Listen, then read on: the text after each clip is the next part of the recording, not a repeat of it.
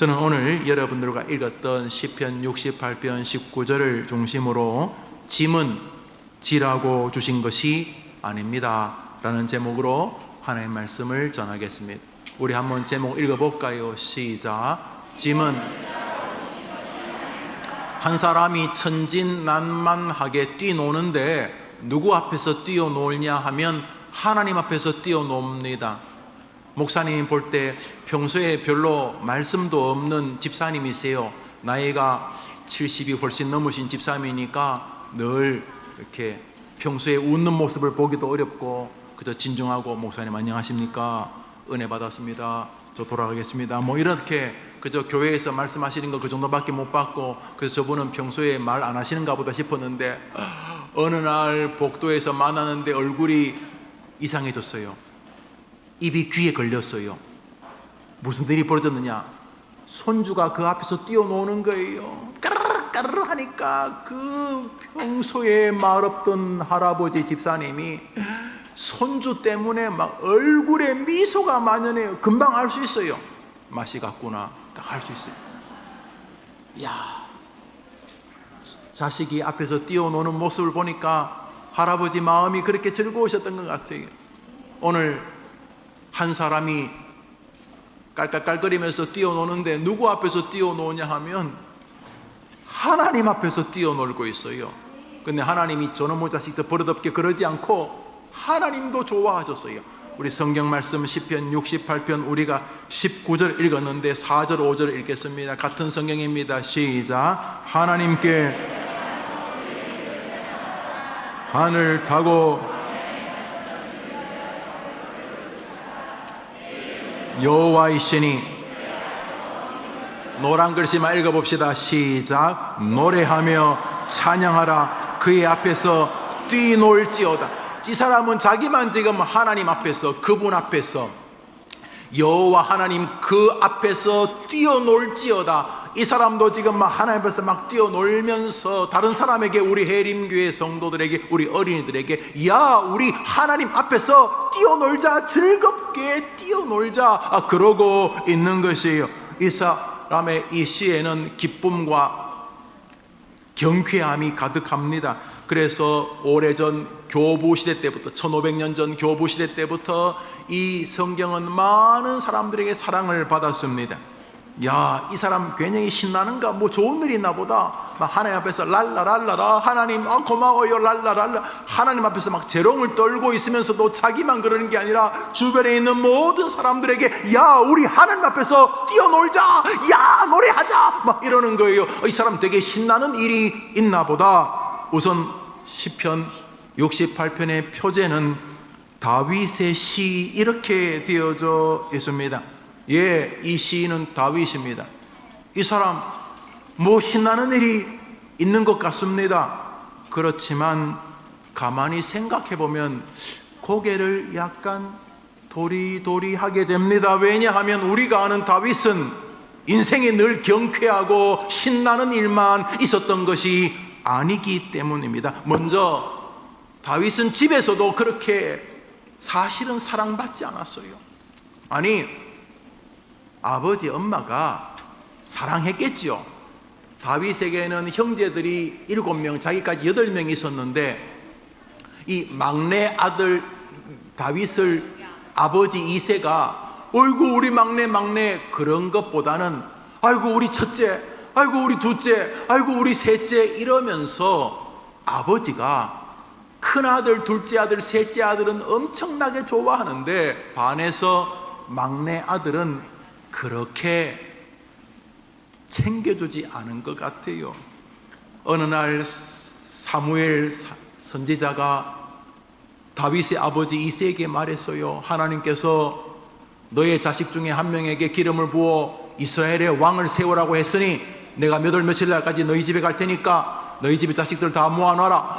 어이구 우리 집에 우리 아이들 가운데 임금을 세운다고요? 할렐루야 알겠습니다 하고 다 모아놨는데 한 명은 안 모았어. 안 불렀어. 누굴까?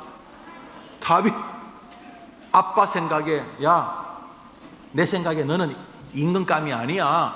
우리 집에 양 몇 마리 있으니까 양이나 먹여. 그래서 아버지가 자식들 다 불러놓는 자리에 다윗 안 불렀어요.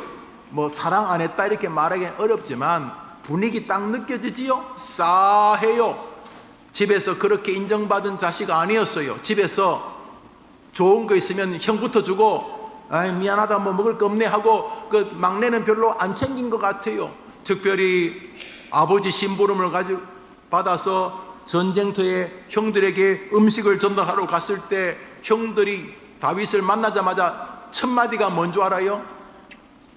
아이고 내 동생아 이 전쟁터에 왜 왔나 이렇게 말 안 하고 첫째 형 엘리압이 다윗을 만난 첫 마디가 야 이 새끼야 이렇게 했어요. 성경에 나와요. 야 이 새끼야. 이거 목사님이 한 말인데 내용이 이거야. 야 임마 너 왜 와서 놀러 구경하러 왔지? 전쟁 구경하러 왔지? 양 어떻게 했어? 거기 내 양도 5마리 있고 그 동생 그 산마 양도 5마리 있는데 너 그거 지키라고 했는데 너 왜 안 지키고? 아니 전쟁터에 자기를 위해서 아빠의 심부름 왔는데 형이 다윗을 만나는 첫 마디가 욕이었어요. 분위기 느껴지지요? 다윗은 집에서도 사람들이 그렇게 사랑해주지 않은 자식이었어요. 뭐 밖은 떠났어. 집에서도 다윗은 사람들한테 그렇게 인정받지 못해서 뭐든지 형이 먼저, 뭐든지 동생이 먼저, 뭐든지 언니가 먼저, 뭐든지 누나가 먼저, 뭐든지 동생이 먼저 그러면서 다른 사람은 다 챙겨주는데 다윗은 집에서도 별로 인정을 못 받은 거예요. 그런데 뭘 기뻐해요? 다윗이 살면서요 자기는 나라를 위해 충성했는데요 임금이 질투나가지고 죽일래 그래서 사울을 피해서 자그마치 20년 동안이나 도망다녔어요. 정확히 한 15, 16년 정도 도망다녔어요. 나중에 임금이 되니까요 자기 아들 압살롬이요 그 권력이 뭔지 자기가 임금 되고 싶었어요. 아들이 아버지를 죽이려고 그래가지고 이번엔 또 아들 피해서 도망다녔어요. 이 얼마나 인생에 어려움이 많았어요. 뭘 그래 기뻐할 게 있다고. 그런데 다윗이 인생에 그런 물론 좋을 때도 있었지. 사람들이 우샤우샤 할 때도 있었는데 다윗의 삶을 보면은 어려운 시절도 많았어요. 인생에 정말로 고난이 많았어요. 짐이 많았어요. 우리 어른들 아이고 목사님 저 자식이 내 짐입니다. 아이고 저 인간이 내 짐입니다. 아이고 이 병이 내 짐입니다. 아이고 우리 집안의 가난이 내 짐입니다. 뭐 하여튼간에 뭐 짐이 있잖아. 짐이 다윗에게도 짐이 너무너무 힘든 짐이 분명히 많았어요. 그런데 다윗이 어떻게 이렇게 하나님 앞에서 야 신난다 와 뛰어놀자 어떻게 이런 인생관을 가지고 살았고 하나님이 왜 좋아해서 이 사람의 이 말을 성경이 되게 하셨는지를 알 수가 있어요. 다윗은 인생에서 만나는 고난을 이렇게 보았던 것이에요. 인생에서 만나는 짐을 이렇게 보았던 거예요. 오늘 성경 말씀 19절 같은 성경이죠. 시편 68편 19절 시작. 날마다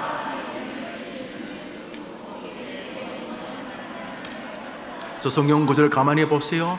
하나님 앞에서 오늘도 감사하고 오늘도 경배하고 오늘도 하나님을 찬양하고 오늘도 뛰어놀자 오늘도 소망을 노래하자 이렇게 말할 수 있었던 이유는 날마다 우리 짐을 지시는 주리 정신세계가 있었어요. 한번 따라합시다. 날마다 우리 짐을 지시는 나.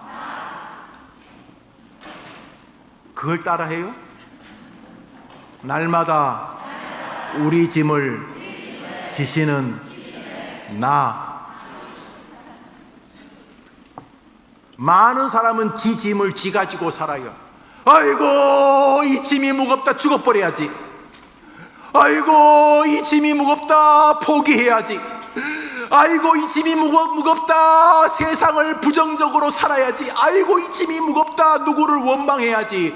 대부분 다 그러다 살고 그렇게 50이 되고 그렇게 80이 되고 그렇게 마지막에 땅에 묻히거나 불 속에 들어가서 화장이 끝나요. 대부분이 그래요. 그런데 이 양반은 이 사람은 이 친구는 이 하나님이 좋아했던 이 사람은 따라합시다. 짐은 지는 게 아니다. 짐은 하나님께 맡기는 것이다. 좀 길지만 한번 해볼까요? 짐은 지는 것이 아니다. 짐은 하나님께 맡기는 것이다. 여러분들 해봐요. 시작. 짐은 여러분은 똑똑하니까 지금 목사님이 말해준 걸 외울 수 있을 거예요. 지금부터 목사님처럼 60살쯤 될 때까지, 그리고 여러분이 저 뒤에 계신 장로님들 70, 80, 90이 될 때까지 여러분이 잊으면 안 돼. 짐이 있는 것은 이상한 거 아니야. 짐을 안 맡기는 게 이상한 거지. 짐을 지는 것은 이상한 일이야. 짐을 맡기는 것이 정상이니까. 우리 저 성경을 여러분이 외웁니다. 시편 68편 19절 68편 19절 시작.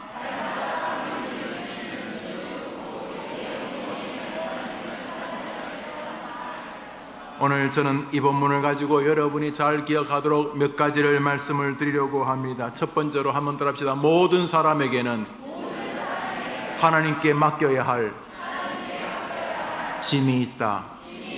아니, 만일 짐이 없으면 저 성경은 거짓말이에요. 짐도 없는데 뭘 줘요 하나님이? 없는데?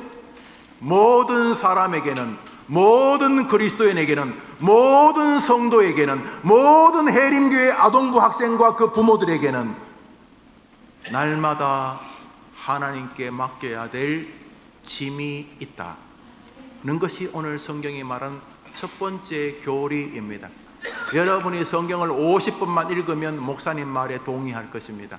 아, 짐이 있는 것이 이상한 일이 아니구나. 다윗은 말합니다. 나에게는 날마다 하나님께 맡겨야 될 짐이 있다. 예, 사람들은 살면서 자신에게 짐이 있으면 불평합니다. 태어나자마자 짐이 있어요. 심장 판막증, 심장에 구멍이 있어서 뛰지를 못해. 조금만 뛰면 호흡이 거칠어져서. 어릴 때부터 장애를 입었어요. 장애는 짐이고 그 장애를 가진 아이를 보는 것도 짐이에요. 어제 한 아이가 자폐증 증상을 판정받았다고 해서 어머니가 극단적인 결정을 했다는 글을 보았어요. 저는 그분보다 그 주변에 있는 교회가 죄를 지었다고 생각을 해요. 교회가 그에게 진실을 알려줬어야 되는데, 날마다 우리 짐을 지시는 주님이라고 하는 올바른 진리를 알려줘야 됐는데 아마 들을 기회가 없었던 것으로 보입니다. 애틋하고 안타깝습니다. 세상을 살다 보면 억울해, 억울해, 속상해, 너무 화가 나, 나는 너무 짐이 무거워, 왜 엄마 아빠의 짐까지 내가 져야 되는 거야. 살다 보면 짐이 있습니다. 눈을 뜨는 첫 소리가 시계가 아니라 엄마 아빠의 싸우는 소리입니다. 이혼하자, 이혼해버리자. 아침에 눈 뜨는 초인종 소리가 엄마 아빠의 소리 지름입니다. 눈을 뜨면서 불안합니다. 나 때문에 엄마 아빠가 싸우려는 건가? 내가 죽으면 우리 집은 평안할까? 날마다 어린 아이에게 짐이 있을 수 있습니다. 학생들, 그러나 성경에 의하면은 이상한 일이 아닙니다. 그러니 죽을 일도 아니고 그것이 여러분을 불행하게 만드는 일도 아닙니다. 성경에 의하면은 그것은 안타깝기는 해도 지극히 당연한 일인 것입니다. 아브라함에게는 짐이 없었습니까? 어디를 가야 할지 모르는 것도 짐 아닙니까? 이삭에게는 짐이 없었습니까? 우물만 팔면 애굽 사람들이 뺐습니다. 짐입니다. 야곱은 인생 자체가 짐이잖아요. 그의 아들 요셉은 짐이 없었습니까? 나서 형들에게 미움을 받아 죽임을 당할 뻔하다가 보디발의 집에 팔리고 우리가 그 요셉 총무를 보면서 배우는 게 뭡니까? 진짜 지지리도 짐이 많았지 않습니까? 목사님이 존경하는 주보에도 썼습니다만 로이 존슨 목사님 짐이 없었습니까? 형제의 죽음이 이 사람을 목사 만들었습니다. 마틴 로이 존슨은 영국 왕실 주치, 우리로 말하면 청와대 주치의였는데 이분이 영국의 병은 몸뚱아리가 아니고 영혼이다. 그래서 자기 고향, 우리로 말하면 전라도 같은 웨일즈, 영국 땅을 보면 웨일즈에 가서 자기 고향에서 설교하기 시작합니다. 거기서 설교하고 11년 뒤에 영국에서 제일 큰 런던에 있는 웨스트민스터 채플, 여왕사는 버킹공하고 담벼락에 붙어있을 만큼 가까운 곳에서 20세기 최고의 설교자가 되어 홀로 이 더럽고 이상한 신학을 다 막아냈던 인물입니다. 마틴 로이 존스 목사님. 목사님의 생애에 가장 큰 영향이 이 사람 한 사람 만들려면 저는 이 사람입니다. 목사님에게 영향을 준 책이 많은데 그 중에서도 이 로이 존슨 목사님의 로마서 강해와 에베소 강해 시리즈는 목사님 되게 만든 가이드였습니다. 로이 존슨 목사님은 짐이 없었습니까? 짐이 있었습니다. 로이 존슨 목사님이 정말 존경했던 스펄전 목사님, 로이 존슨 목사님 100년 전에 태어나서 하셨던 스펄전 목사님, 찰스 헤던 스펄전, 설교의 황태자라고 마지막 청교도로 불렸던 그 목사님은 56세의 나이에 하늘나라 갈 때까지 평생 몸이 아파가지고 교회 밖에서 식사를 못했습니다. 설교 시간에 통풍이 재발해서 고통스럽게 설교를 했어요. 설교가 끝나면 회중들이 돌아가지를 않았습니다. 메트로폴리탄 더번을 걸쳤지. 그때 이미 15,000명이 150년 전에 모여 있었는데 스펄전 목사님 설교가 끝나면 회중들이 집에를 안 갔습니다. 설교를 한 편 더 해달라 그래가지고 우리 해림교회도 그런 날이 오기를 바랍니다.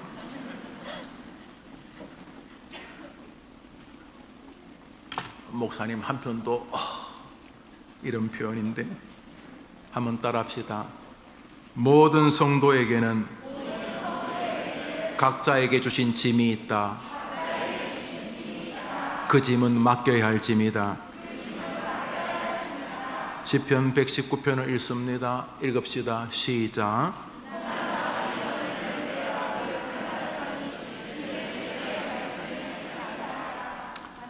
고난이란 짐은 절대로 저주가 목적이 아닙니다. 그러니까 인생에 고난이 왔다고 짐이 무겁다고 포기하면 안 됩니다. 병든 것도 짐이고 때로 가난도 짐이고 가정 불화도 짐이고 마음이 갑자기 비전이 앞길이 보이지 않는 것도 짐입니다. 그렇지만 이상한 것은 아닙니다. 엄밀히 말하면 사람은 태어나면서부터 죽어가기 시작하는 것입니다.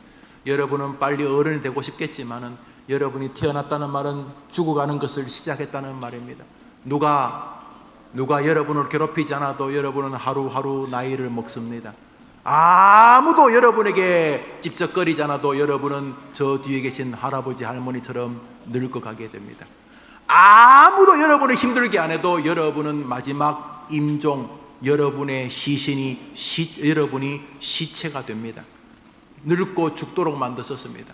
여러분이 조금만 일찍 이것을 진지하게 깨달으면 더 열심히 살게 될 것입니다. 하나님 위해서. 중요한 것은 고난은, 짐은 하나님에게 정상적인 일이라는 것이죠. 그러므로 여러분이 져야 될 짐이 있다고 나 교회 안 다녀! AC 다 포기할 거야! 하는 것은 말이 안 되는 것입니다. 왜요? 모든 사람에게는 하나님께 맡겨야 할 짐이 있기 때문인 것입니다. 뒤에 짐이 있는 부모님들, 어른들 포기하지 마세요. 힘든 것은 사실이죠. 다윗이라고 장인이면서 임금인 사울에게 쫓겨 도망다니는 게 신났겠습니까? 다윗이라고 자기 자식이 자기 아버지 목 따겠다고 해서 그놈의 권력이 뭔지 그거 뺏겠다고 해서 자식 피해서 도망다니는 거는 진짜 목숨도 목숨이지만 쪽팔렸을 겁니다. 아니 도대체 자식을 어떻게 키워가지고 아이고야 다윗이요 죽을 뻔했어요. 마지막 다윗이 늙었을 때는요 어떤 약도 소용이 없었어요. 다윗이 늙었을 때는요 어떤 약도 소용이 없어서 젊은 여성들이 그를 위해서 이불처럼 했다는 성경, 어떤 약도 도움이 다윗도 병들고 아프고 고통스러웠어요. 그런데 우리가 왜 아프면 안 돼요? 한번 더 합시다. 오늘 성경은 모든 성도에게는 맡겨야 할 짐이 있다는 것을 알려주신다. 우리 71절 읽습니다. 71절 시작.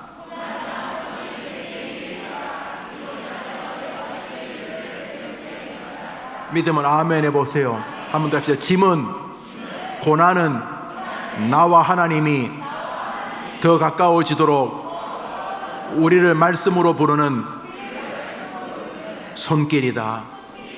할렐루야. 해림교회 어린이들, 고난이 온다고 해서 너무 겁먹지 말아요. 어떤 사람은 오지도 않은 고난을 당겨서 걱정하거든요. 그거 안 와요. 와도 하나님이 해결하시고요. 그런데 지금 오늘도 제대로 못 살면서, 오늘도 믿음 생활 개차반으로 하면서 오지도 않은 미래를 그 짐을 지는 건 웃기기 짝이 없는 거예요. 알죠? 사람이 걱정하는 것에 거의 99%는 의미 없는 거예요. 해봐도 별로 없는 거예요. 내일 비 오면 어떡하냐? 어떡하겠어요? 내일 비 오면 어떡하겠어요, 여러분들? 뭐 어떻게 할 거예요? 김영우 목사 온몸으로 비를 막았다. 막기는 뭘 말아, 개뿔은 지가 맞았지. 아니 어떡하겠어요? 부러진 다리 어떡하겠어요? 부러진 다리. 아니 안 부러지면 저기 교통사고 나서 다리가 부러진 거 어떡하겠어요? 여러분이 부러진 거 걱정하면 붙어요? 아니 걱정해가지고 뭐 좋은 일이 있으면 목사님 도와줄게. 걱정해서 좋은 일이 있으면. 걱정한다고 좋은 일이 안 와요. 뭐 부러진 다리 어떡하겠어요? 부러진 다리 어떡하겠어요? 지금 돈 없는 거 뭐 어떡하겠어요? 없는 거. 걱정한다고 하늘에 돈이 떨어져요? 그러므로 인생에 짐이 있는 것은 이상한 일이 아니다. 도리어 그 짐 때문에 하나님은 우리가 하나님과 더 가까워지기를 원하고 계신다. 말씀으로 우리를 부르는 손길이다. 믿음 한번 아멘. 시편 55편입니다. 55편. 우리가 방금 읽었던 68편인데 55편 읽습니다. 시작.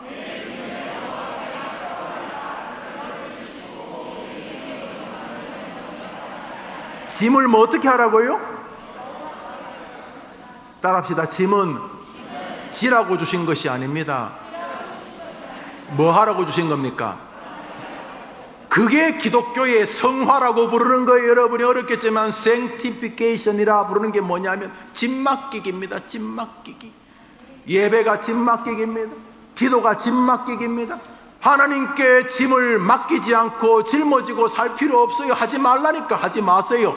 대신에 하나님이 객관적으로 저 녀석이 나한테 짐을 맡기네, 저놈이 나를 믿네, 이렇게 보이도록 하나님의 백성으로 서는 우리 해림교회 성도들과 언니 되기를 축복합니다.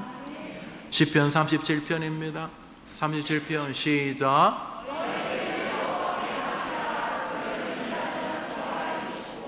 오늘 불렀던 찬송 기억합니다. 의지, 주의 팔을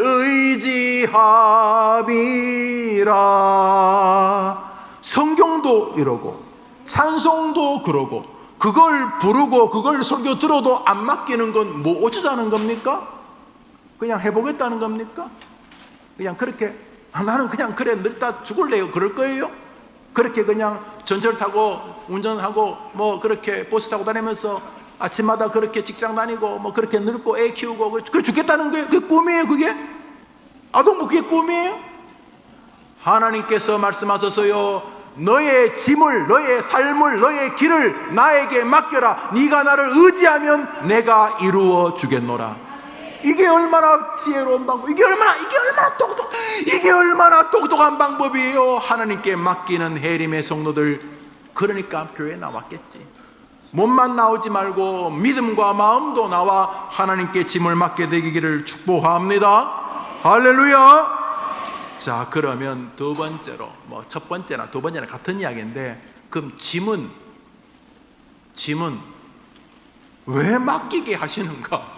해결하시지. 그냥 짐이 생길 때마다 탁탁탁탁탁 해결하면 뭐 맡기고 자시고 할 것도 없이 잘 될 텐데 왜 짐을 맡기라고 하시는가? 짐을 맡기라는 이유는 오늘 읽었던 본문에 나옵니다. 오늘 본문입니다. 시편 68편 19절을 읽습니다. 시작.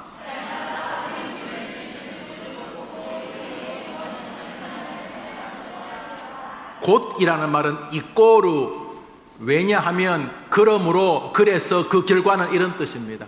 한번 따라합시다. 하나님은 짐을 통해 하나님을 우리가 찬송하게 하기, 따라해봐. 찬송하게 하기, 경배하게 하기, 높이기를 원하신다. 믿음 아멘 해보세요. 하나님은 우리에게 주시는 짐을 우리가 하나님께 맡기는 이 과정과 메커니즘과 순종을 통해서 하나님을 찬송하기를 원하시기 때문이라는 거예요. 그러니까 하나님은 짐을 주시는 이유도, 그 짐을 우리가 하나님께 맡기게 하려는 이유도 결론은 자기 때문에. 다시 말해, 그 과정을 통해서 우리와 우리 주변 사람들이 이야 역시 하나님 대단하시다 라고 하나님을 찬송하기 위함이라는 거예요. 바보같이 하나님이 짐을 주셨는데 이렇게 짐을 이렇게 주셨는데 이 짐을 들고만 다녀. 평생 동안 말만 하면 목사님 하여튼 평생 짐을 들고만 다녀.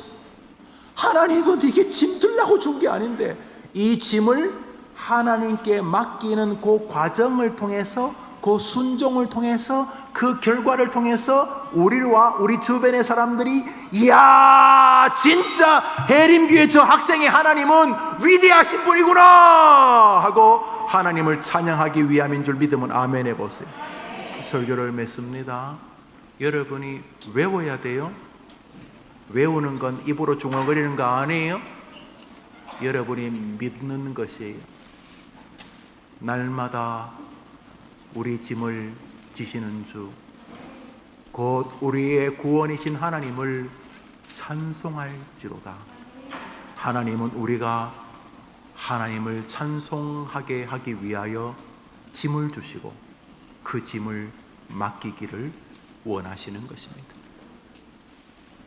에덴에서 범죄한 이후에 하나님은 우리를 버리지 않으시고 에덴의 타락을 선하게 사용하셔서 인간의 죄로 벌어진 모든 짐을 하나님께 맡김으로 인하여 에덴 동산에 살던 아담과 하와보다 더 행복한 길을 열어주셨습니다. 날마다 자신에게 있는 짐을 하나님께 맡기는 재미를 기도와 말씀으로 경험하게 되기를 축복합니다. 한번 따라합시다. 하나님은 우리가 날마다 우리의 짐을 하나님께 맡기기를 원하십니다. 맡기기를 원하십니다. 그 맡김의 방법은 기도와 예배입니다. 맡김의 방법은 예배와 기도입니다. 예배당에 나오는 것만이 예배가 아니라 아침에 눈을 떠서 하루를 끝내고 밤에 잠자리에 들 때까지 하나님이 나의 주인이십니다. 이게 예배 아닙니까? 예배가 뭐예요? 하나님이 나의 주인이십니다. 이게 예배 아닙니까? 기도가 뭡니까? 하나님, 내 짐을 하나님께 맡기니 하나님이 가져가 주시옵소서. 이게 기도 아닙니까? 그런 면에서 날마다 우리 짐을 지시는 주 하나님을 기억하고 짐을 예배와 기도와 말씀으로 맡기는 해림의 모든 어린이들과 선우되기를 주님의 이름으로 축원합니다. 설교 제목 기억합니까? 설교 제목 해볼까요? 설교 제목 시작. 자, 설교 들었으니까 짐은 뭐 하라고 주신 거예요? 하나님께 맡기라고 주신 것입니다. 그러니까 짐이 있는데도 기도 안 하는 사람은 진짜 몹쓸 기독교인이에요. 짐이 있는데 술이나 먹고 한탄이나 하는 사람은 진짜 몹쓸 기독 부모예요. 정말 나쁜 사람이에요. 짐이 있는데, 인생에 고난이 있는데 안 맡기고 사는 어린이들은 정말 나쁜 주일학생이고, 인생의 고난과 짐이 있는데 하나님께 맡기지 않고 예배와 말씀과 기도로 맡기지 않는 엄마, 아빠, 할아버지, 할머니는 정말 나쁜 사람들입니다. 반대로 짐이 있는 것이 너무 당연한 것을 알고 때로 힘들고 아픈 것은 맞지만은 하나님은 짐을 맡기는 걸 너무 좋아하시기 때문에 하나님 앞에서 날마다 그 짐을 예배와 말씀과 기도로 맡기는 동안 하나님이 여러분을 복된 길로 이루어 주실 것이라는 여러분이 불렀던 찬송이 여러분에게 간증이 되기를 축복합니다. 자, 설교를 들었으니 이제 찬송을 부릅니다. 찬송가 406장을 부릅니다. 찬송가 406장을 부릅니다. 406장을 부릅니다. 2절과 4절을 부릅니다. 세상 친구들 나를 버려도 2절과 4절을 부릅니다.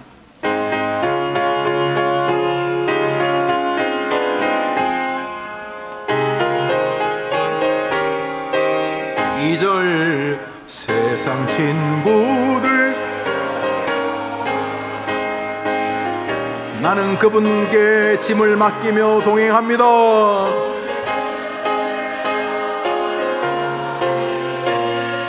주의 영원한 팔 의지해 주의 영원하신 팔 함께 하사 항상 나를 붙드시니 어느 곳에 가든지 요동하지 않음은 주의 팔을 사절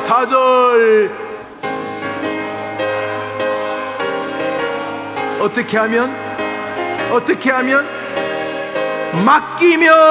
맡기며 모든 짐 대신 지시는 주의 영원하신 것 함께 하사 항상 나를 붙드시 어느 곳에 가든지 요동하지 않으니